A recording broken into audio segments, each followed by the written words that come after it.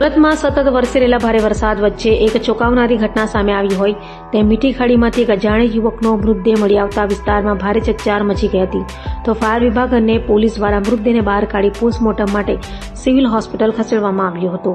શહેરમાં ભારે વરસાદ વચ્ચે માંદરવાજા અને ડુંબાલ ફાયર સ્ટેશન ટીમ દ્વારા મીઠી ખાડી વિસ્તારમાં રેસ્ક્યુ ઓપરેશન ચાલી રહ્યું હતું. તે દરમિયાન ખાડીમાં એક અજાણ્યા યુવકનો મૃતદેહ તરતો જોવા મળતા તરત જ ટીમે મૃતદેહને બહાર કાઢ્યો હતો. બાદમાં મૃતદેહને વધુ કાર્યવાહી માટે પોસ્ટમોર્ટમ માટે સુરત સિવિલ હોસ્પિટલ ખસેડવામાં આવ્યો હતો. હાલ પોલીસે મૃતકની ઓળખ સ્થાપિત કરવા તપાસ શરૂ કરી છે. યુવકનું મોત કેવી રીતે થયું અને તેની પાછળનું કારણ શું છે તે અંગે પણ પોલીસ દ્વારા વિવિધ દિશામાં તપાસ હાથ ધરવામાં આવી રહી છે. વધુ તપાસ બાદ સમગ્ર ઘટનાનો ભેદ ખુલશે.